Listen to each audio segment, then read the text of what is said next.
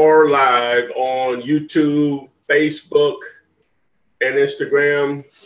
Also on the Facebook group, Wholesaling Real Estate with the Flip Man. And welcome to this week's Flippinar. Guess who's back?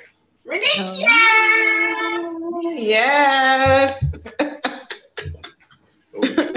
For us 100%. Yes. And yes. since she's back, I can eat these Pringles. Ooh. I'm so excited to be back. Time to smack on my ear. One good time. Just one. Just one. Just one. That's all it takes. Just one. Mm-hmm. All right, guys. Welcome to this Flippinar Thursday. What is the July the 19th? Man, this year is going by fast. This is show 63. Welcome. What's up, Bob Williams and Jason Field? See you over there in the group. And hi, Instagrammers. I was just watching a good video of you, Flip Man. It's 270 plus videos on YouTube, so make sure you guys are using that free information that he's provided to you to start your wholesaling journey. As he mentions, we do have Miss Renikia Williams back with us. She has some wonderful jewels to drop on you guys about building financial wealth for your future, for your kids, for your grandchildren, all of that through real estate and using your credit to do so. But I'll just start by going through. Let's see here. Scotty Free, Blake, Mr. 832, Prior Clifton, Ayoka, Gizmo. I see you all on YouTube. Post your questions. I read the questions. Ty or Renikia will answer them. And let's get started. Oh, guys, when you post your questions, tell me where you are. So sometimes your questions can be better answered if we have your location. And make sure you put all the information required to answer your question as well. Don't ask, is it a deal? But yet you don't give me the ARV, you don't give me the comps, you don't give me repairs, you don't give me like beds and baths and stuff like that. So we love those is it a deal questions, but just need a little bit more information. Hello, Veronica Brotnax. I see you. Let's jump right into this thing. Renikia, you ready? Yes, I am. Okay, so just because we're on time today, yay! Now. That's on time for us. That's on time for us. Yes. Right, it's on time for us. Renikia, explain to our subscribers who you are and what you do. Yes, hello everyone. I'm so excited to be back. My birthday was a couple of weeks, so I took a little time off, but now it's time to ramp up and get out here and really spread the word on how to build generational wealth using real estate in the asset class of real estate. I have a one-stop shop type of business where we help you find the money. The one of the essentials to building wealth in real estate is having the finances and the money to be able to make it happen. And we help you be able to leverage what you have, no matter what it is, to grow something greater. All it takes is what you have, and we can begin to build on top of that. So look forward to sharing those gems with you out there. All right, there you have it, Ms. Renikia. We're going to go ahead and jump right into this. I'm going to take the first question from the Facebook wholesaling group, and it is simple. What do you do when the seller accepts your request, accepts your offer, but doesn't want to sign the contract? Now, I'm looking at, this is actually a question from the Facebook Wholesaling with the Flip Man group, which you're more than welcome to join. There's 15,000 plus members there. And a lot of people, I'm reading in the comments, they're saying it's because they're using the one-page contract, and you know, a seller wouldn't want something that doesn't go into great details, and that scares them away. No, it's not the contract. The contract is serving its purpose, but if you have a seller that's not willing to sell it, first of all, let's clarify that's not a motivated seller. One, right? And then what do you do in that situation? Right. Yeah, I mean, I totally agree with you. The key is a seller's going to sell. So, you know, regardless of what the contracts say, I feel that some simple contracts are better contracts. I don't like the more detailed. I mean, the real estate contracts that is used is like 8 pages. It's super detailed. I think the more information in the contract, the more ways of people hiding things and you don't know what's in those fine prints. Simplicity is better, in my opinion. But if the seller is really serious on selling, they will sign the contract. Sometimes you just want to get to the bottom of what it is. You know, call them up, say, hey, we're ready to close this right away. I'm just waiting on that contract. Is there anything else? Do I need to bring it to you? You may not have a printer. I come to you. I mean, figure out what it is that is holding them back for signing off on that contract. Because if it is a contract, tell them to give them their contract. So if they don't have a contract, then you cannot be picky. I already have a contract. So just figure out what is the issue. Call them back, you know, multiple times a day. Say, hey, I'm waiting on that contract. Is there anything else that I could do to expedite this process so we can get you closed right away? All right. So follow up is pretty much the name of the game in this business anyway. Follow up and see what exactly is the reason that they're not wanting to sign the contract, but also be willing to walk away. Because that's just that you got to have that, right? Absolutely. Okay. Regina Sharp. Hey there. She says, hi, everyone. I'm here, but can barely hear you. You're in the Facebook group. Well, what's going on with that? We'll try to work out those kinks, Miss Regina. Herlin Velasquez on Facebook wants to know what to do. Oh. That will help. Oh. No volume. No, low volume or no volume? Virtually no volume. Virtually no volume.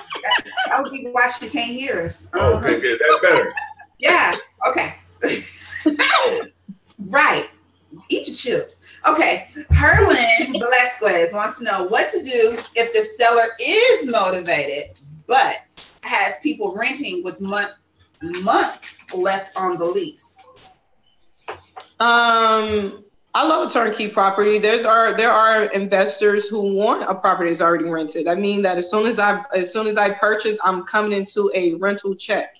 So that sometimes is great. If you are trying to sell to a investor who actually want to buy and flip it, then you want to just kind of determine how long they are in their lease. As a new owner, I don't have to guarantee your current lease. That's something that the previous seller who's selling me the property may want to put that in place if they want the new seller to guarantee that tenant lease. But when I purchase it, that lease becomes non-avoided. I can put my own lease in there, or I can give them 30, 45 days to move out my property. So you have that type of control. I personally like to, if a person has like 9, 10 months, you know, it's kind of iffy.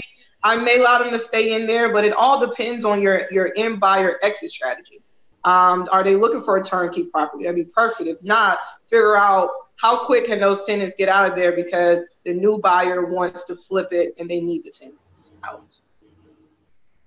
All right. So Mr. Velasquez, hopefully that answered your question there. Having tenants in the property is not a deal breaker. For the end game, the buyer, that might be a good thing, but just know that that contract that was made with the previous seller does not roll over to the new buyer. Tenants may have to find somewhere else to stay, but that's not necessarily a deal breaker. So just work through that. Hi, LL Cool J. He says, that's my sugar bear. Why I got to be a bear though? Right. We're going to take that as a term of endearment. There's my sugar bear, Adria. I don't know about that, but okay. Brandon says, I wish and speak Drake for us all. Thanks to Big Ty on creating this avenue for us to create abundance and success. There we go. Yay. Bella Hart, this is from YouTube. How would someone wholesale a subdivision that isn't developed and only 2 vacant houses are in the subdivision? Should I ask the seller to get an appraisal first? That's actually a great question. And I mean, it's the same process. You want to figure out what can be developed on the land. Ty can probably have a different avenue for it, but what can be developed on the land? I mean, are you developing townhomes? Are you developing houses? And you figure out what can you sell on the land. I mean, can I build 10 houses and I can sell them each for $250,000? I mean, that'll tell you exactly how much that subdivision could be valued at if someone come in and want to develop that land. Denise he said there was 2 vacant houses, right? It's 2 vacant houses, like they began building the subdivision, but then stopped. So they built the first 2, and then that's it.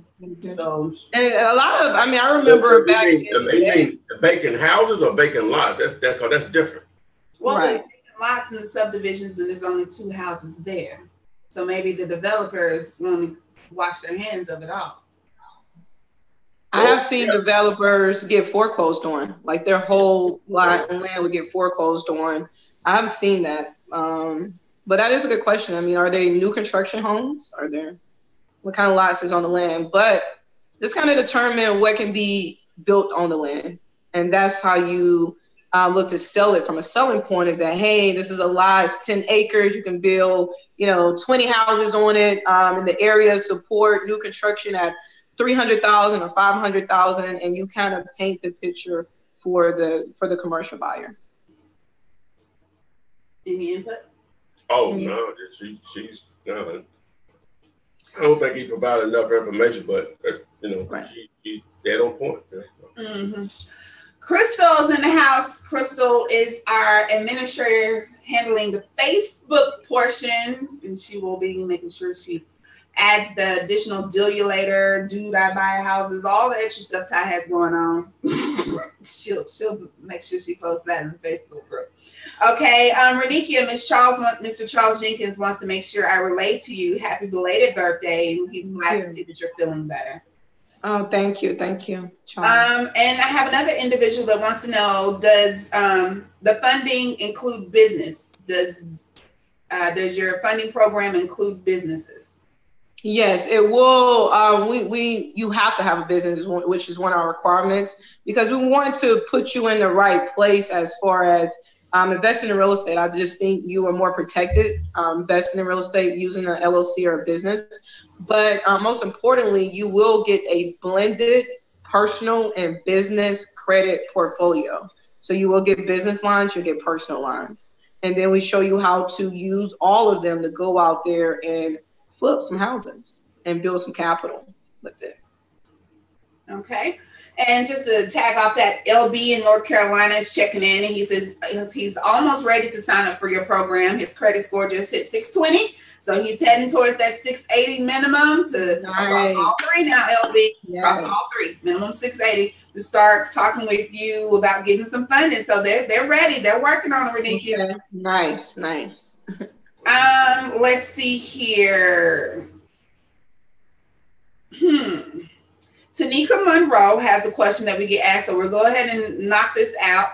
She's interested in wholesaling, as many of you are if you're here, but she wants to know where to start and should I obtain an LLC first? I think we talk about this every week about individuals who have, say, the $100, $200, and they're deciding whether I begin my marketing campaign or do I get an LLC? And, we're kind of like, hey, that can come a little later. Just jump out there. But what's your answer? I'm going to let you answer. They want you to answer. Ty. I'll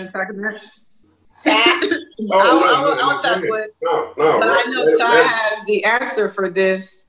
But when you first started wholesaling, it's not that serious to have an LLC or anything. You can do some flips in your business. I mean, in your regular name. The key is eventually you do want to invest in yourself and in your business and create that LLC. But you do not need it to start off with. I would say some of the most cost-effective ways will be probably driving for dollars. That's just tackling a subdivision or an area, and you're just driving around, and it's going to cost you some gas money. But you're going to drive around and look for all the abandoned properties, get their addresses, any home that looks boarded up, the grass is high, because those are the low-hanging fruit is what I call them. Those are the ones that the owner owns but is not making any money off of it. So they most likely want to sell because they're tired of maintaining it. So that's a cost-effective way. You just put some gas money in your pocket, in your car, and you just go out there and drive for dollars. Another cost-effective way, and I know Ty will add to this, which I love to do, I'm a big networker. I feel that one of my mentors always tell me meetings make you money.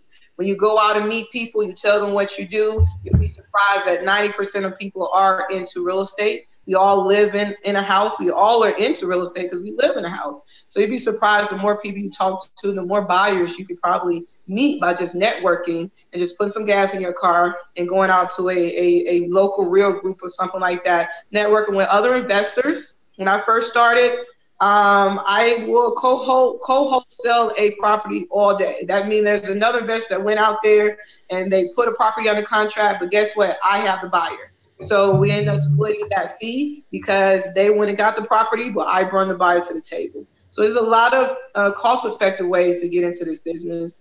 And I know Ty can add to that list. Oh, yeah. I'm going just to reiterate on the networking today. I met, which I already knew the guy, but we never had a conversation like we did today. An investor, you looked at a house that I had that probably not going to be able to do the deal on too much. But anyway, we just really had a conversation. And I strongly agree with her on the network, even though it is hard for me, So, I put it out there because I know that other people are like me.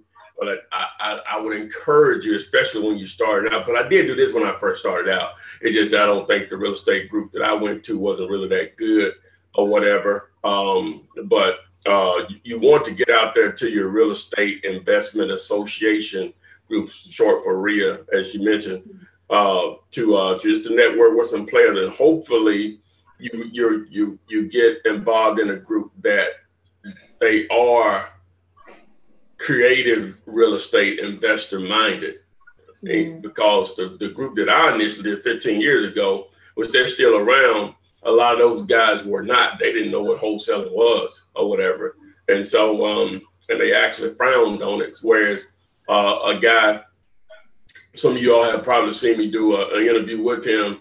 He started his own group because he started his own group, and it's totally based on creative ways of it. And he's grown into a large following in a short period of time or whatever. So you definitely want to get out there and network, because that's free. It's just like when I say offers are free, networking is free. So you definitely want to do that. Just running your mouth, just letting people what you do. Now, family and friends, you might want to shy away from them because a lot of times they can be negative or whatever. You can't do this, that's illegal. If you can make money that easy, everybody could be doing. Well, we know you can make money selling hamburgers. Everybody ain't doing it. Right. So so if you're getting that, just to jump on that real quick, if you're getting that type of negativity from family and friends about you starting, just stop talking to them about it. When you start making some money, probably gonna show a little bit, then they gonna want to know about it. Say, nah, you could probably tell it's up to you. Be like, nah, I just got a raise on my job or something.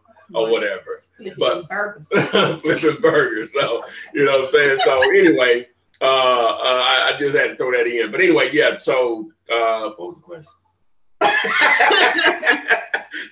Anyway, let's go to the next question. I think she answered it better than I did. Let's go to the next question. Oh my gosh, really? Oh, that's a long question. Jesus. No. Big B? I don't know about it. He wrote a book. No. Ooh, let me go. Okay, no, okay, so you threw me off. Okay, the question from the Facebook wholesaling group is going to be from Sammy Prieto, and he's in San Angelo, Texas. This is a question about the assignment of contract. Once you get the contract signed from the buyer, you take it to the title company and deposit escrow, right? If that is right, then how am I supposed to assign that contract when I don't have it in my possession? I'm confused. So I guess explain what happens after the seller signs the contract. Do we run to the title company immediately, or do we find the buyer? Finding the buyer and then get the buyer to sign the contract and go. I mean, I think we're overcomplicating this, but it is a question that I'm sure a lot of people want to know the answer to. So I got my contract signed from my motivated seller. What do I do with this contract? I think that's a great question. It's like she said, keep it simple. The key is you don't have a deal until you have two contracts. Just keep it simple. That's a contract from the seller, and then there's another contract that you will have in place between you and the buyer. So you will have a contract the seller selling you the property or assigning the property to you. And then you'll have another contract where you're signing your interest to the end buyer. So it should be a total of 2 contracts. It's either going to be 2 purchase and sales agreement, a purchase agreement, and an assignment contract. But it should be a total of 2 contracts to complete your deal. And then you send both of those contracts to the attorney so they can begin the title work. All right. So, Mr. Prito, hopefully that answered your question there. Gonna skip over to Facebook, and I apologize, guys. This question is probably gonna cover the screen for a moment. And Gerald, congratulations. He just got 100 more bandit signs. He says, thanks for the discount, Ty. If you do not know and you need to order bandit signs, dirt cheap signs. What? Okay. Make sure you call. Don't place the order online, but dirtcheapsigns.com. Get the number. Ask for Christina and mention Ty the Flipman Taylor, and you will save 5% off your order. It's worth it if bandit signs is the way of marketing that you're going to take. But congratulations, Gerald. I'm glad to hear that. No LL Cool J, you cannot have my hand in marriage. I ain't doing that no more. And Kenny says you look like you're slimming up, Ty. Okay. A lot, but okay.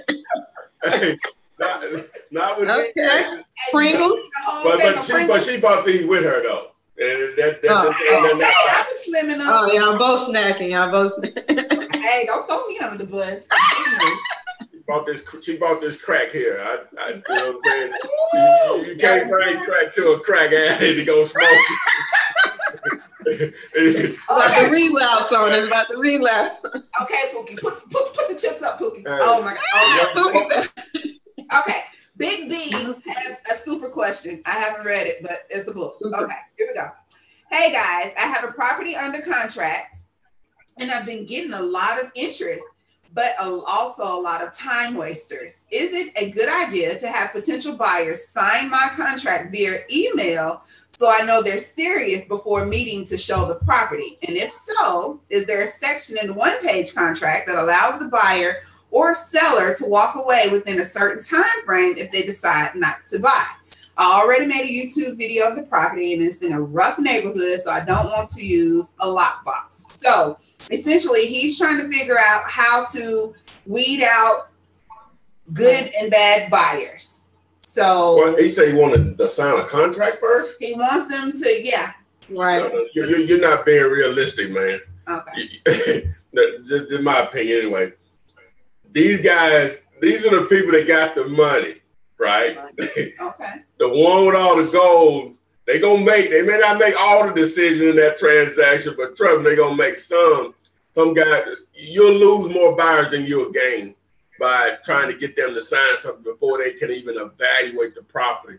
Did you do that before you evaluated it? I'm glad we brought this up. I get a common question is, when I get the seller to sign the contract, should I leave them a copy? I'm like, would you sign anything without having a copy of it? You should expect them to do the same. So, but back to what you're saying, though, no, man, the purpose of you putting the property under contract is control, right? And so once you have that control, you don't own it. You just have temporary control that a sale has to come through you. Well, when I say control. So you're gonna have to provide the necessary information to a buyer in order to see if they're even interested. And no different than when you had to collect the address, which means you're gonna have to give a buyer the address so they can analyze the property. They may not even want to go look at the property after they pull up the address, and based on the numbers that you gave them, I mean the price that you gave it, and their due diligence showing what the ARV will be without even looking at it. Or they look at the price that you gave them and the ARV, and they're dying to see it, but they can't do that without being able to run the numbers. And that starts with just the basics, is you giving them the address. Now, I wouldn't advise you to advertise the address or whatever, but whenever someone contacts you, you have to give them the address. And you're talking about wasting time. That's just going to happen, man. You know what I'm saying? That's just part of it.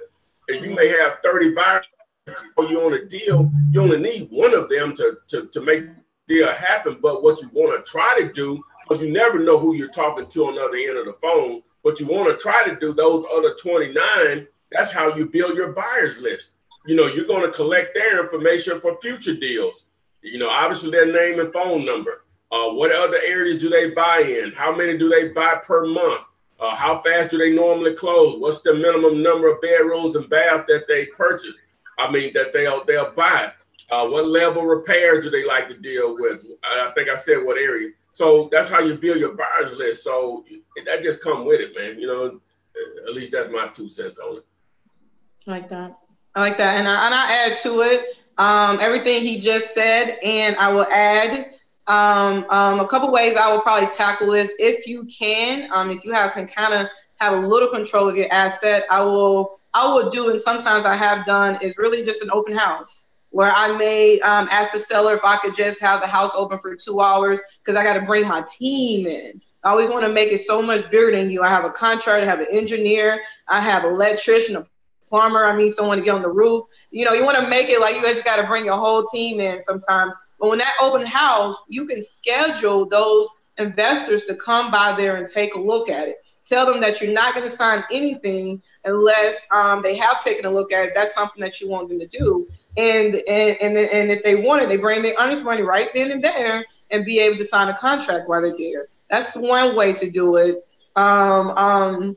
Another way, exactly what Ty was saying, is the more information you have about your deal up front, the less due diligence that your end buyer really have to do other than walking through the property. I find that it's 10 times easier when I have bed and bath, the square footage. I have, you know, an ideal of what they can create. I have comps or some type of range of ARV for the area. I may say the ARV is $500,000 or whatever the case may be. It's still up to them to go and do their own due diligence to make sure what I said was accurate. I may also have a contractor's rehab amount in there. This is my rehab amount. I'm not saying that if I say it's 30,000, your contractor may say 40. I'm just giving you my numbers of what I think this property is. So a lot of times the more numbers a person can have up front, they can go, because real estate is a numbers game. They can go ahead and run their numbers up front and they know they want it based off the numbers. And all they have to do is really do their walkthrough at that point. So. Right. So all great information on how to weed out the good and the bad buyers, but I love that what you said, like an open house. That, like she said, her squad, my squad is coming through, my team. And give the owner, the seller, a $25 gift card. Say, hey, go out and eat a little dinner and just give me 2 hours at the house. And you don't want them there, you know, that if possible, and you don't need them asking questions and talking. But if possible, yeah, that sounds like a wonderful idea. I like that. Brilliant. Yeah. El Haj Malik. Hey, I see you. Off-roader is it a deal question? Off-roader, I hope things are going better. I know we all hit a little slump, but I know you're picking yourself back up. It sounds like it. ARV is 106,000. Repairs are 15. They want 50. So that's sitting right at 65, giving you about 41 out there. Is that a deal? All right. Yes. Yeah, 106 times 70%, just to do the little formula deal, 74,200 minus 15,000. They want 50? Yeah. So you got it, and that's 59.2. So yeah, I'll probably put it back out there at 65. If they want 50, offer them 40 because it's a deal at 50. But they want to deal at 50. You're right. I would probably offer them 40, 35. You know, see how close they get that amount. All right, off-roader. Sounds like you might have you something there. Clint, No Eastwood on Instagram wants to know, what is the best way to skip trace a property that is under a LLC? All businesses records are at the Secretary of State of the state that the business is in. So you know what the business state that they formed the business in. You can go to the Secretary of State and all the business information is there. They're probably going to be a P.O. box or something, but you at least will have an address there where you can write the business. All right. You can Google the business name and it may be a location somewhere you can pull up to and go and talk to someone directly. All right, so 2 options there. Google is always your friend. And then the Secretary of State should have any LLC licensed business listed in the records somewhere. So 2 ways to get that information for that property. Robert Leon is on Facebook, and he had a lead where the ARV was more or less 120. He offered 30. Ooh, way to go there. But, I know we're all thinking that sounds great. But the seller wants 80. He told him that the house has mold and part of the house is burned up. I like to know what's the most that I can offer to make a profit. You did the right thing. You did the right thing. Yeah. You did the right thing. That might not be cheap enough. But if he's at 80, you're at 30, hey, thank him for his time. Right. Let him know if anything changes, you'll call you back. You're all too far apart. Yeah. He's definitely overpriced. If it needs all that work and it's only worth 120, he's definitely overpriced anyway. He'll never sell it. Call him back in about 3 or 4 months, he'll still have it. Yeah, he'll still have it. Yeah. All right. See, and even our other members in the group are telling you stick with your offer, Robert. That's, that not even low enough. It was low, but not low enough. So not all of them are going to be a deal, and so you got to move on. And like Miss Renikia said, you can revisit in about 3 months. Maybe he's still sitting on it, and he'll take your offer. Most definitely a possibility.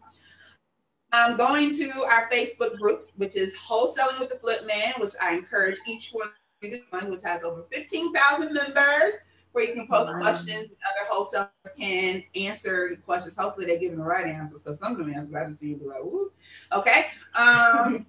I was like, man, who came up with that? Rayshawn Blackman has another Is It a Deal? Y'all doing these Is It a Deal questions. I'm working on my first deal. Got a guy who wants to sell his house for 40. Right. The ARV is 77 with 20,000 in repairs. I offered 25. Was that too low? What's the repairs? 20. And what did he offer? He offered 25. Yeah, that's enough.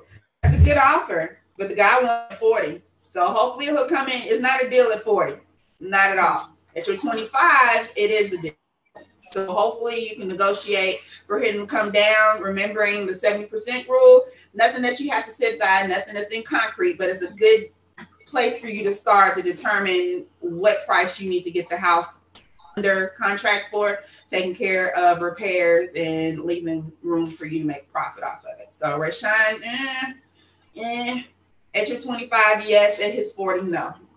All right. Another question on the Facebook group is from Ms. Regina Sharp. Is there a contract? Not what? Can I handle this? Yeah. Who's reading the question? Y'all seen that SpongeBob meme when he talking to the walkie? He like, who's reading the question? I know nothing about SpongeBob. Well, I'll find it. No. Not the meme. No, SpongeBob infected. Okay, never mind. Okay. Regina wants to know, is there a contract for two sellers that two sellers can sign when doing a joint venture? I don't want to get burned on the deals.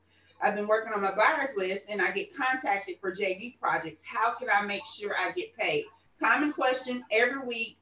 If I have the buyer, you have the seller, I have the seller, you have the buyer, how do I make sure I don't get cut out of my money? That's a very good question. One of the things I do when I do a joint is I'm either going to control the deal, so everything will go, I will be the buyer in the middle, or, for people I really have a relationship with, I created something called a compensation agreement. It is simple. It's very similar to the commission agreement that realtors have. They send these commission agreements to the attorney. The attorney knows exactly what goes on the HUD. So what I would do with the contract, I have this compensation agreement that states on the sale of this property at this address on this day, between me and this other person or the other wholesaler, this is how much I will get paid. I will make sure that compensation agreement goes to attorney. And when I send that to the attorney, I CC everybody on it, and the attorney is instructed to put my fee on that agreement. That's one.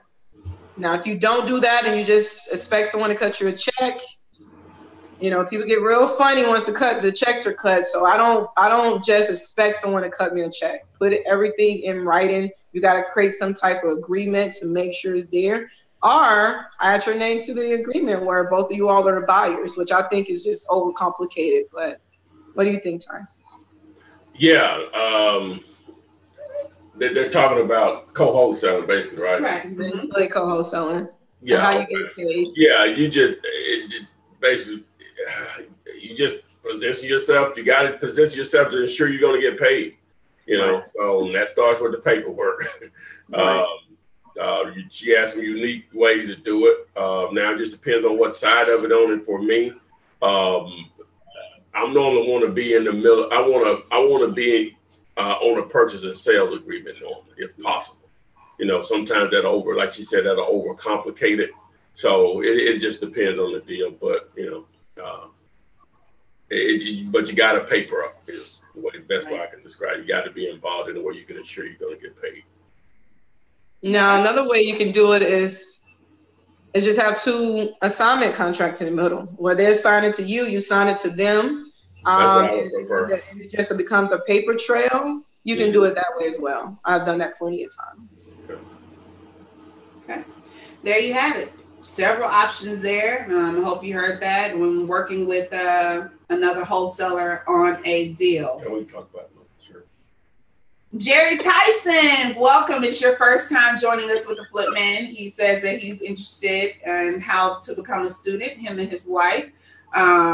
Visit flipman.net or simply text Ty or just, you know, message him and he'll get that information to you. Yeah, 205-492-3425.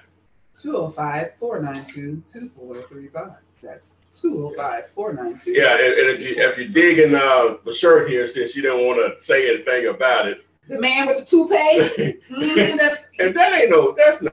He got an ugly ball fade. Look at that. I mean, this is faded out. And anyway, talk about your shirt, your new shirt. Anyway, you can get the shirt at the site also if you're interested. It basically says, "Dude, I buy houses." So it's just to create conversation when people see you out or whatever. You know, oh, yeah, you buy houses? Like, yes, you know, boom, you know, you got a card, exchange numbers or whatever. You find out what they have for sale right there. So it may be an investor and say, hey, do you sell also or whatever? So it's only to generate conversation while you're out and about, and it does do that. You know, it does. I was on the plane headed to Las Vegas, and the flight attendant, and he came up to me.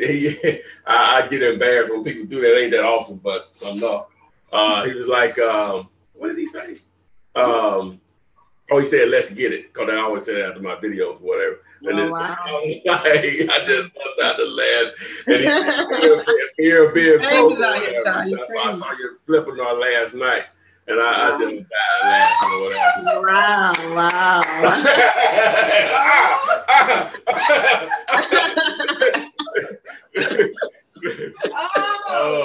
Famous time. I do like this though. This is very creative, dude. I didn't come up with that. Now I came up with this one. Yes. I came up with this one here. FOBB. I came up with that one. Look at that guy. Look at this guy. guy. The emoji guy is gone. We got the man chasing the money, like the fear of being broke. Like, I don't know if Renika you'll see it, but yeah. I can see it. FOBB. Yeah. Yeah. So anyway, love it. You get that. You can go get that one at thefobb.com. That's thefobb.com or whatever. Don't forget, you need to get in on Deal Later. It's not going to do deals for you, but it's going to make it easier for you to do deals. DealLater.com. Take advantage of the free 5-day trial. Oh yeah. Back to regular programming. You did good there. Yes, and Jerry there is in, what is that? Pittsburgh, Pennsylvania. And you use the one-page contract, and I've watched about 65 videos. Well, you got about 205 more to go, but good way to jumpstart and get your wholesaling career started. Going to Joshua Roach on YouTube. Do you ever make deals with parcels of land? He has a motivated seller with 4 acres, but it's only land, no home. So what do you think about that? A deal is a deal. I mean, a deal is a deal. Deal is a deal. The key is to just find a buyer for that type of deal. You know, everyone doesn't buy land. You got to go out and find a buyer who wants to develop land or build properties, new construction or something like that. So there's always a buyer for a deal. You just got to find the buyer. Yeah, just to add to that, hopefully the land that they're selling it at a discount based on what it could be worth. Sometimes that can be a little difficult to determine with land because if it's out in a rural area, and there's nothing around it, it's going to limit you on what you can do with it. But if it's in definitely if it's in any type of metropolitan area, 4 acres of land is a lot of land or whatever in a metropolitan area. So, but like you said, as a deal. Hopefully you're getting it at a significant discount. You can put it out there on top of what she said. It's not going to be as many people that are looking to buy just vacant land. It takes a special type of buyer for it, but that's part of what you will do. If it's not being advertised or marketed anywhere, then everything will have to funnel through you. So, but again, it starts with whether you actually have a great deal or not. So, all right, there you have it. Do you have a question for Courtney? You were supposed to read her question and answer it. Oh, for Courtney Brown. Ask what her area code is. I have to look. Courtney, if you can hear me, you posted on YouTube that you had a question that you text. What's your area code? Not your number, just the area code, so we can look that up and make sure we get that answered for you. Rafael Campos wants to know, can I wholesale in LA while living in Texas? And how would I have a buyer view the property if he also lives in LA? So live in LA, the buyer's in LA, but we're trying to wholesale the property out in Texas. How does that work? Can it work? It can work. You can wholesale properties anywhere. I mean, to be honest, it's all about, do you have a trusted team? It's all about having a trusted team. You got to have someone there that you can trust, that can go show the properties, meet with the people that you cannot meet with because you're not there. So the key is just having someone in that area that you can add to your team that you can trust, so you can go out there and wholesale those properties. Yeah, you gotta have somebody on the ground. You're talking about virtual, right? Mm-hmm. Yeah, you gotta have somebody on the ground to represent your interest. It's basically the same thing she said. You gotta have somebody to represent your, whether that's another wholesaler, maybe a real estate agent. A real estate agent, a family member or friend, whoever, but you got to have somebody on the ground representing you in some form. Okay. Hey, Jeff, I see you on Facebook. Keep in mind, we are live on Instagram, YouTube, the Wholesaling with the Flipman Facebook group, and on flipman.net. So you have several avenues there. This video will be available after we finish for you to watch it as well. Flipman also streams on. You were supposed to come in with the iHeart. Oh yeah, we have podcasts on iHeart now, iTunes for Apple devices, and I guess you can pick up iHeart on your Android devices also.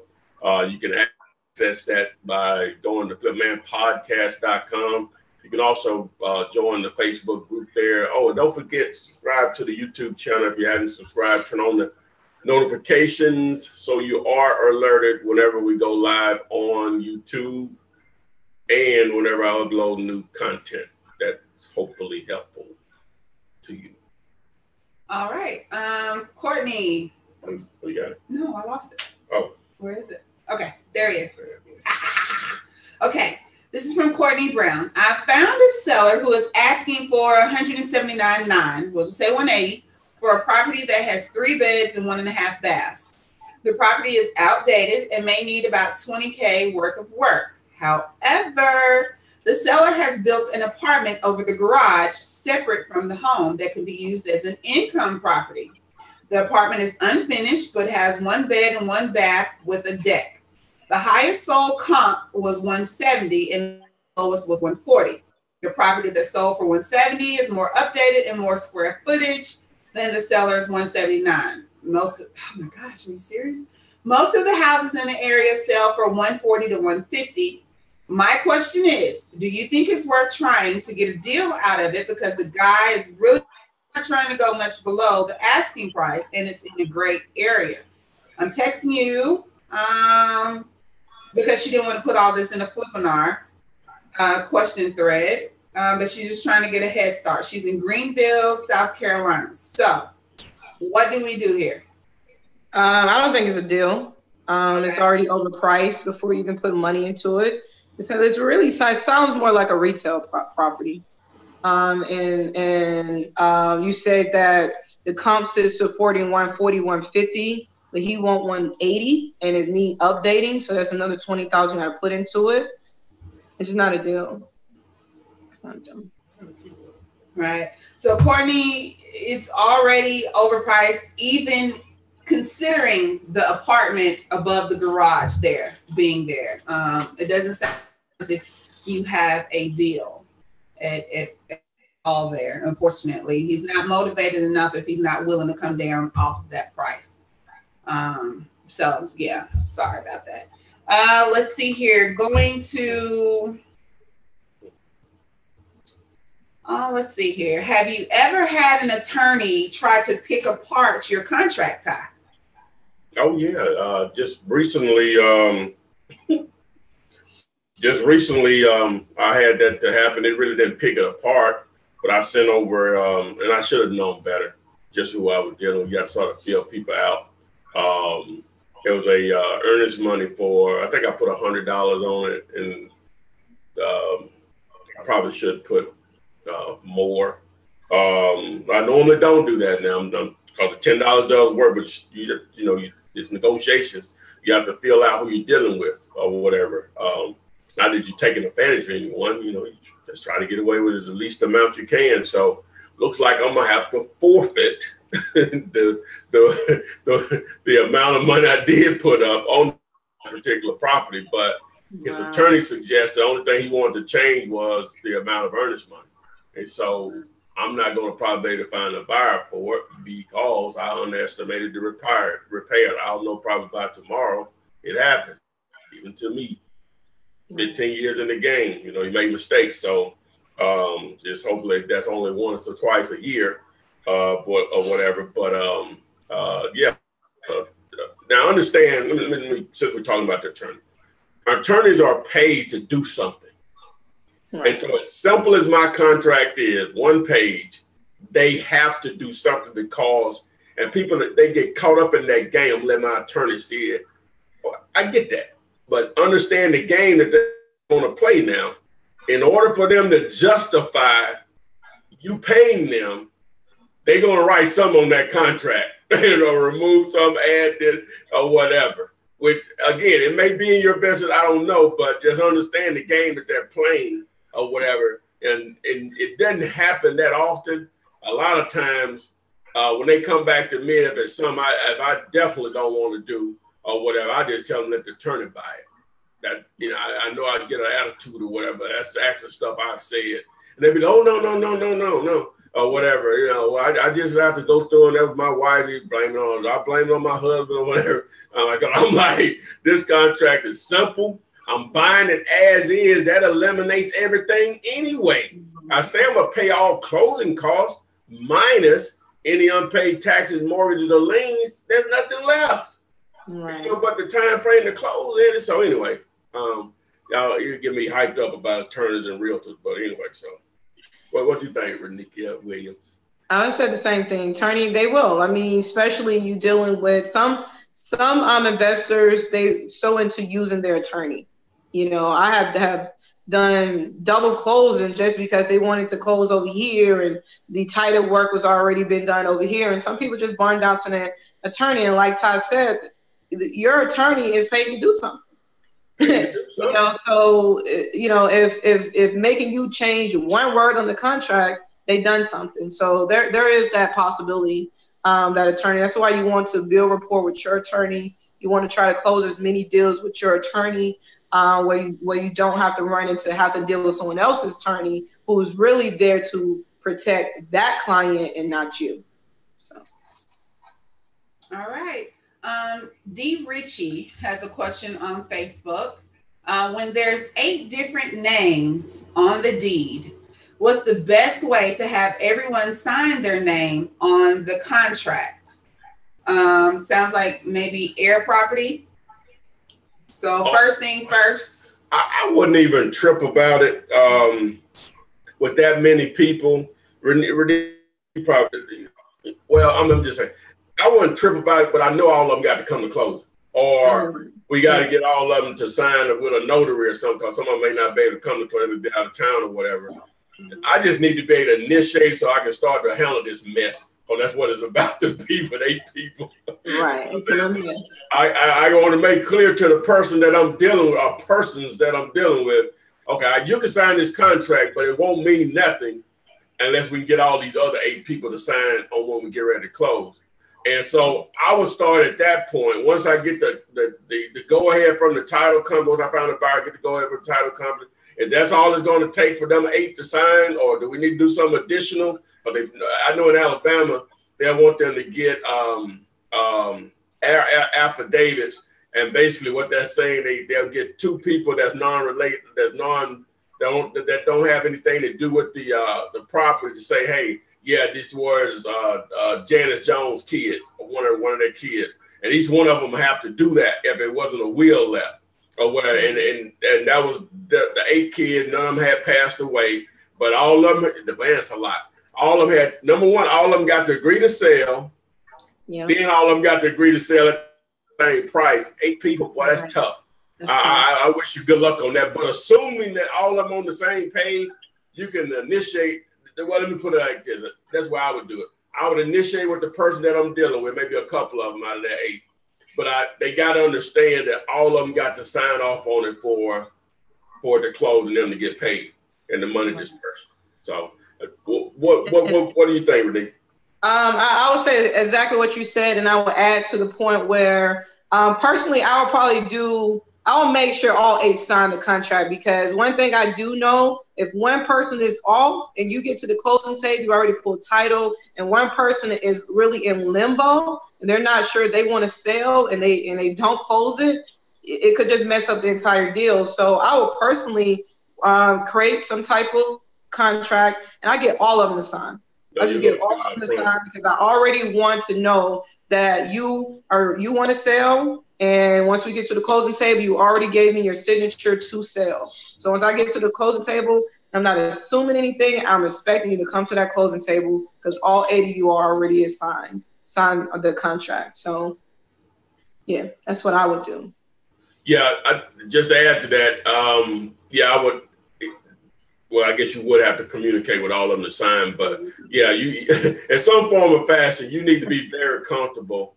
And the only way you're gonna really do that is like what she said, get them all to sign, or you personally had conversations with each one of them, and you're good that this is going to happen. But that's a lot. That's a lot of people on one deal. 4 is a lot. 3 is a lot. You know what I'm saying? It just all it takes is that one sister that's like, me that one sister. My house. Yeah, and it will be one. Sell my house. Ever. It will be one sister that's not trying to sell. Oh, my dead body. Well, you're right. Who's gonna take her out? Who's gonna take her out? You know, pull title work, all types of stuff. Okay. Sean, I'm gonna go ahead and skip you ahead of Sean. This is for you, Renika. He says he has less than 60/80 across all, and he wants to know, will he qualify leverage with my credit for the $100,000 loan? You have to have a minimum of 680 across TransUnion, Equifax, and Experian. Correct, right? Absolutely, 100%. Correct. So you're not there yet, Sean. And it's just that simple. You can have a 679, and just to kind of give you understand the way the banks look at your credit. No one is sitting at a desk evaluating millions of credit profiles that come in. It's all computerized. The computers say if they come in at a 680, put them over here in the approved file. They come in anything less than that, put them over here in the denied file. So since we understand that the evaluation is somewhat computer based, you want to give them what they're asking for. You want that 680? I'm gonna give you that 680 because I know for a fact you're gonna put that into the approved file. So it's just that important. But yes, 680 across all board. 680, Sean. 30. Okay, so Bud has a question. He's in the Facebook wholesale group. He needs some guidance. The home is in great condition. No repairs needed. It was last rented at $725 a month. Owner wanted $18K. He talked him down. Owner wanted $18K, and he talked him down to $16K. The ARV is 24. If that matters on a rental, is this a deal? I feel it is, but I've heard the spread isn't big enough. I didn't want to sign the contract until I ran it by someone with expertise. I'm also afraid I can't find a cash buyer for the neighborhood. Was gonna market it between 19 and 22. Sorry, I know it's a mouthful. So it's a property whose ARV is only 24. The owner wants 16 and is renting for $725. Then it doesn't need any repair. That's a lot of rent for a $24,000. Yeah, that is an amazing rental. That is an amazing rental. I will keep it. I mean, this is somebody want to keep it. And I want to, I'm gonna teach you all the rental formula. I don't have my calculator, so I want to figure out what is the return on a person's money if they invest in that rental. So if Todd, could you do this calculation for me? I don't have my calculator. Yeah, go ahead. But this is how you evaluate the return from a rental. Multiply the rental amount times 12, which is 725 times 12. That's 8,700. 8,700. Divide that into the $18,000. Okay. And multiply it by 100. That's two years basically, time 100. That's 2.06. But you say times 100 still? Yeah. No. So it should be a percentage when you divide. Yeah, that's 206. 206.89. 206.89. So what you looking for? Cash on cash or something? Or return on what you looking for? I'm looking for the return. So what is the answer when you divide? Wait a minute. Did you want me to divide the 18? I mean, you wanted me to divide 8,700. I mean, 18,000 into 8,700, or vice versa? It's probably vice versa. So it's going to be the 8,000 divided by the 18,000. Oh, that's what you said. Yeah. My bad. It's going to be 8,600. Yeah, that's and like. What is that percentage? It's like 0.48 times 100. So like what is 48%? 48%, y'all. That's how you build wealth. And let me translate that for you. Your 401k, most people 401k moves at 4 to 6%.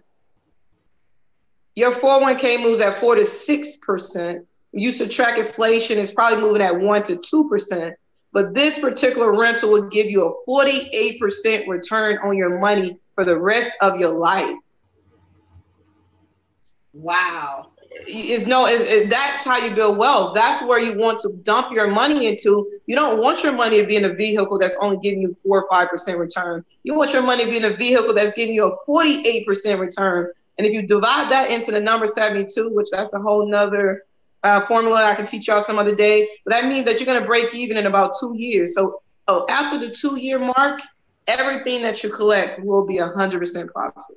So basically, this is one of those deals where we throw that 70% out the window. Don't worry about that. Don't worry about that at all. We're talking about long term. So you can pitch this to a buyer by saying, hey, it already has somebody in it that's paying $725 a month. It needs no repairs. You're already making money. You're gonna get your money back in 2 years, guaranteed. Right. Once you keep somebody. And tell them the return. So make them know, let them know that you know your numbers. You're getting a 48% return on your money. Right. Yeah, so 87 divided, but say if you sold it to somebody for 25,000, it'll still make sense. It'll still be 34%. It still makes sense. All right. So that's a prime example of a buy and hold type situation. That's amazing buy and hold. I encourage everyone to pick up anything under 25,000, 20,000. Definitely if it's already generating cash flow. There you have it, Bud. You got you got you something there. If you got 25K sitting in the bank, you might want to hold on to that yourself. Mm-hmm. Most definitely. Sounds good. Let's see here. Going to Shaq, South Side, West Side, Detroit. Yes. Let's see here. Jaleesa tagging on that. She wants to know, but how do you find the rental amount for a building that is deemed condemned and not rented for many years? She has the formula but can't figure that out. So you're looking for market rent. Yeah. You're looking for market rent. One of the people on your team should be a realtor or someone of that nature. You can ask them how much is the rent in the area. There's multiple ways you can find out the rent in the area. I want to say Zillow tells you the rent in the area as well. Type in the address, and Zillow will give you a market rent for that area. There's multiple ways to find out the rent for the area. What do you say, Ty? I was trying to think. I hadn't used it yet, but I think in the Dealulator AK prop stream, it will break down the rentals in an area. I think it does that. I have to look into it and follow back up with you guys next week, but I think it actually breaks it down to you. I know it diagrams it on a map, but as far as the actual rental amounts, I'm not sure if it goes that detail. I'll look into it or whatever, and let you know.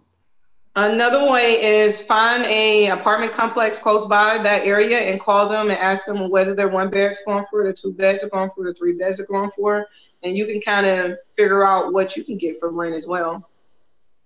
Well, that's simple. That seems like an easy fix. And I guess I've never, as simple as that seems, I haven't even thought about that. Just calling somebody else nearby what you renting. I advise, like on the commercial stuff, I advise students to, when they're trying to figure out a triple net lease amount, so we can figure out if there's an opportunity there or not, just call properties that are for lease in that area, spaces that are for lease in that area. Now they're going to give you a wide range. It'd be $10 a square foot to $18, but you'll be able to figure it out from there, even if you just go with the middle number, $14 or $15. So, but yeah, just call and see what other things are leasing for, or renting for. Mm-hmm. Okay. Speaking on Dealulator, Kevin wants to know: is Dealulator the only MLS access you need? Does it give you enough information that you don't have to worry about having access to MLS? From what I've seen, yes, most definitely. Okay. There you have it, guys. Dealulator.com, still a great asset to your wholesaling game. There is a monthly fee to it, but one deal makes it absolutely worthwhile. And also you get a five-day trial period. So try that trial period. Multiple accounts. Okay, I didn't say that. Okay, try the 5-day trial period and see what it does for you. Take full advantage of all the features. There are some add-on additional pay type features. They're few and far in between, but check out Dealulator.com. Still going with questions from YouTube. Let's see here. Dominique says he has a lot of is it a deal questions today. I have a property under contract for $10,000. The ARV is between 55 and 65. It needs about 20,000 in repairs, so we're looking at 30. Is this a deal?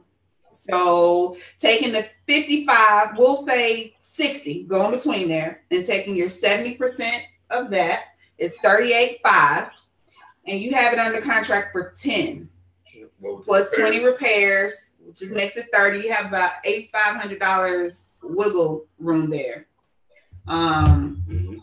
to make something shake. So it's tight. I would suggest maybe not being too greedy, but you can make you maybe a couple of grand off of it. So it could be a deal, Dominique. Could be, most definitely. What you think, Renikia? I would say the same thing. 100%. I was right, y'all. Okay. Okay, Dante. Family, what is going on? Got a real deal question for you. I think we've actually already answered this, but what do you do when both owners of what do you do when both owners of the property are deceased and there is no one that they left the property to? So next of kin, who gets the property? They didn't deed it over to anybody. They had to leave it to someone. Because once the state gets it, they got to give it to someone, or the state's going to keep it and sell it to someone. But there has to be someone that is probably in communication with that estate. You just got to skip trace it and do your due diligence. Find other relatives that may have, that can lead you in the direction of who may have control over it. Sometimes counties are behind in updating their record, so you never know if that record is even accurate. But just continue to do your skip tracing and due diligence and finding other relatives that could point you in the direction of who have control of the asset. All right. Ty, Scotty Free wants to know, do you have big boy sizes in the shirt? Scotty, he got on one. Yeah. Oh, yeah. Yes, sir. You like I did that shade kind of just We got on the same size shirt, y'all. So I'm not even going to. I can't even front. I for that joke. Mm-hmm. But Sterling wants to know, what's your response rate in regards to your shirt? Do you think it makes is it a good talking piece? Oh, the one we got on? Just period in regards to your shirts. Oh, yeah. I get people to ask me all the time. You know what I'm saying? They're funny. They're noticeable or whatever. So this one hasn't been worn out yet. She just brought this when she came up. So I have no idea what type of response this will get, but I'm sure it's going to get a good response. We do have this color human being on here, which is me. But we do have the other color human. Well, I guess more than that, but you know what I mean. So we do have options for different individuals. You have women? Right. My shirt gonna say, "Hey boo, out of our houses." That's funny. I can't put "Hey boo." Hey, you do whatever you want to do. But that not it can say sis. It can say, "Hey sis." There you go. Out of our houses, sis. That's what I'm gonna put, sis. That's the thing now. People say sis. It's actually like not SIS, but like suh. No, sus, but I need a vote. How many of y'all think that would rock? Sis out of our houses. Yes. Well, I got it. This is male misogynistic machoism, being a dude. Yeah. It's more than just dudes investment. Please, whatever. Okay. Amiel, Tobit, Israel. I love her name. Her name is everyone is it Amiel or Amiel? Amiel. Either way, I love it. My daughter's name is Amiel as well. Bandit signs are against Austin City Code. Bandit signs are against every city code. Okay. Let's just clear that up right now. They're against every city code. What's another idea? Maybe business cards. Well, we do have something for you today. It is called mail-to-flip.com. Mail-to-flip.com. Visit that website and you will send eye-opening advertisement to your seller, in addition to flipbyphone.com. There's something I can't keep up with. Flipbyphone.com. But mail-to-flip is a way you can send out personalized postcards and to potential sellers. Looks like that. It has their photo of their home on it. So it is attention grabbing as you want and less likely to end up in the trash without them reading it. And then you also have Flip by Phone, flipbyphone.com, which also gives you what does Flip by Phone do? Oh, it's a cold calling system. You got a cold call. Oh, cold calling, yes. Faster and cheaper than sending and or direct mail. You can start a cold call, but it's too late in the evening now. But you can literally start in the same day calling sellers. Yes, mail2flip.com. I see you got it up there. That's right. And flip by phone. You got it. What you posted was exactly correct, Miss Israel. You got it there. Let's see here. Hey, Ginger G. Haven't seen you in a while. And Gaily B, this is on Facebook, says she doesn't have a contract. Well, we do provide for you the one-page contract that Ty has been using for over 15 plus years that gets the job done. It is simple. It is one page, but it works. No need to overcomplicate things. This contract is available to you at flipman.net, or you can simply text contract to 313131 and begin using it today in your wholesaling ventures. Yay! Okay, so guys, we have been on for over an hour. Started on time. I got on time today, Ty. You know, I get kudos for that. Oh yeah. Yay. Oh yeah. That's awesome. I totally surprised. Hey. Oh yeah. Wow. Good. Wow. I get a new shirt for that. Okay, so we'll go around and answer a few more questions. I will, towards the end, allow Ms. Renikia to again explain to you the services that she's able to offer to you in building your generational wealth in regards to wholesaling. And you got some other stuff you need to add before? Second season of Snowfall starts tonight. Can't wait. All right, Renikia, let's move along. Okay. Jaleesa wanted to, she said, how do I find rent rolls or operating report to determine if I should move on a building or not? She was one that was asking the question about determining the market rent. Oh, you gotta collect that from the broker and or the seller. It's just not gonna be, well, sometimes they may include it but most times they don't. You have to collect that from the broker or seller. Okay. Or owner. Elliot Potter, welcome. Let's see here. Does it matter whether motivated sellers still have mortgages on the property? Let's say the seller calls and wants 125 and has 110 owed, but the property is worth 230. Yeah, that would work if they're willing to take that 125 and they only owe 110. So that means they're only going to walk away with what, 15? Yeah. At closing, that the mortgage will be selling at closing. Whenever do the deal. The mortgage must be paid off. Yeah, gotta be. Gonna be.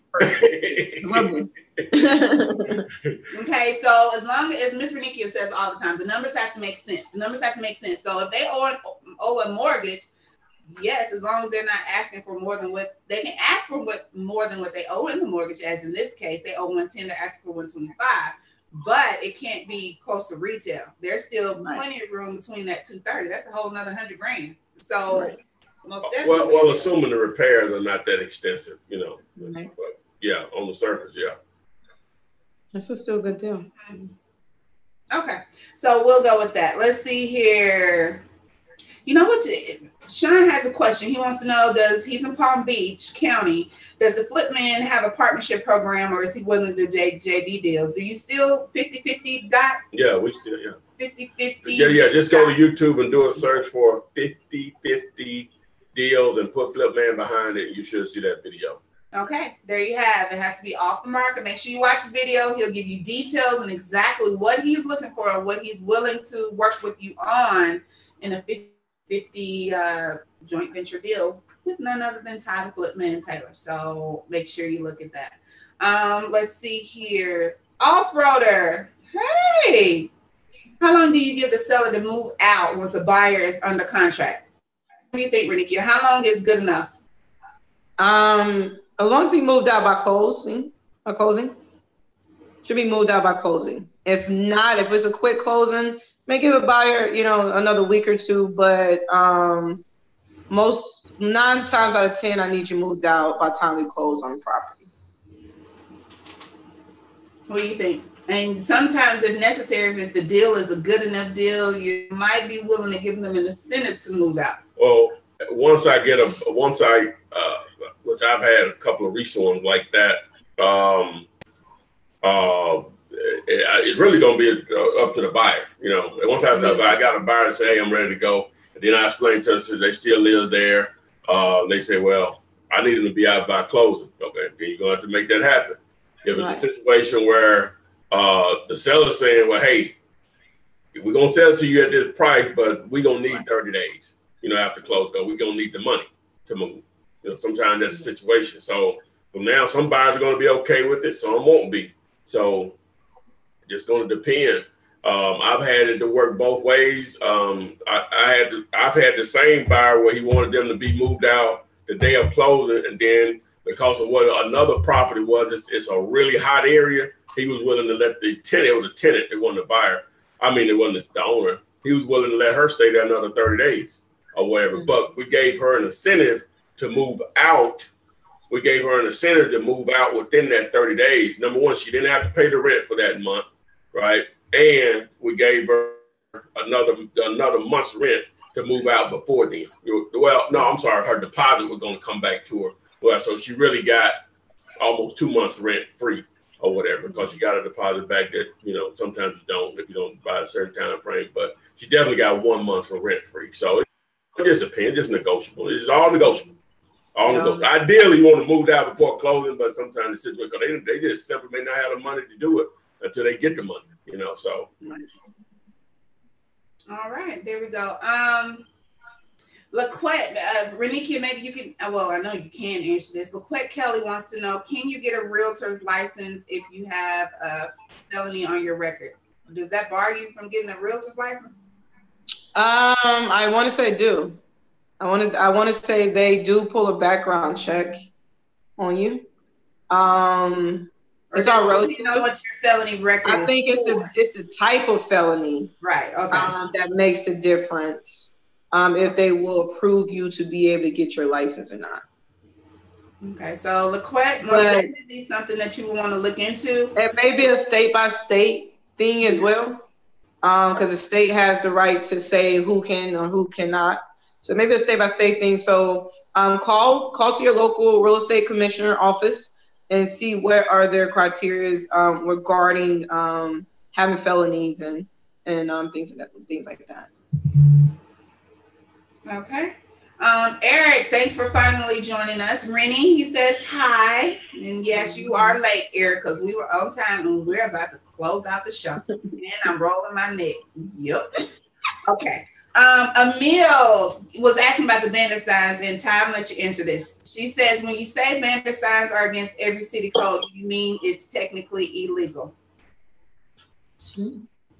Well, yeah, that's exactly what it means.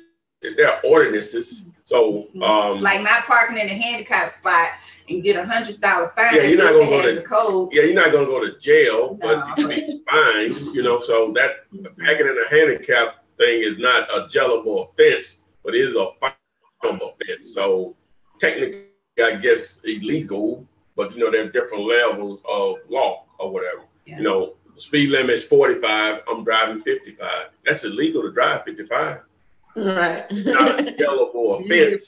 It can be after a certain. Well, if you got the stuff in your system, you know, and they pull you out the car, you falling down on your face. Okay, yeah, they should put you, you know what, in jail. But anyway, so just think about it in that term. Speed limit 45, but you driving 55. Right. I like how you explained that. All done that. Exactly right. I'm a finable offense. Did you say right? It's only finable if they find you. Yeah. Oh, bandit signs only findable if they find. Literally, that's why you want to.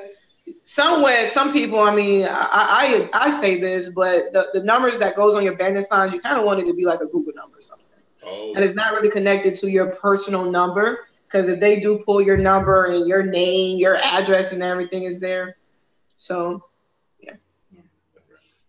All right. And final question is going to tie into the bandit signs, and it's from Instagram from Josh. What website do you use to order bandit signs? Everybody say it all at one time. DirtCheapSigns.com. And what dimensions do you recommend and what text on them? Well, not just the site. You want to call and speak to someone. You want to call and ask for, at the date of this video, that may change because they got people moving around, people quit, whatever. At the date of this video, call and ask to speak to Christina, reference me, and they'll give you the discount that they offer on it. And but you can price around. They'll give you a price. You ain't gonna talk about it. You can price around or whatever, but just go to the site, get the phone number, call them. Again, go to the site, get their phone number, call them. Don't order on the site or you won't get the discount. 9x24. Well, that's the side I use. You don't have to do that. You don't have to, but it works. 9x24. Horizontal flutes. Stick with one color. If you go with two colors, red, blue, white, more colors you add, more expensive. Keep it simple. People have like 4 to 5 seconds to pick up on your sign as they're passing by. Don't put a lot of words. We buy houses, I buy houses, boom, number, done. Don't add all that other crazy stuff. Website, not needed. I ain't got time to write that down. And try to use a local number for your Google number if possible. Just seems more personable, and people like that versus a 1-800 number. From Ty's experience. But that's what we're here for. We're here for you and Renikia's experience. You the man, Ty. Ty the Flip Man. Taylor is the man. He is the man. Okay. Thank you all for joining us today. We will be here next Thursday at 6 p.m. Central Time, 7 Eastern. Lord willing. Thanks for joining us. Make sure you subscribe to YouTube. We were live across Instagram, Facebook, YouTube. Join the group. Bring a friend. And we will see you all next week on the flip side. Sis, I buy houses. I love it.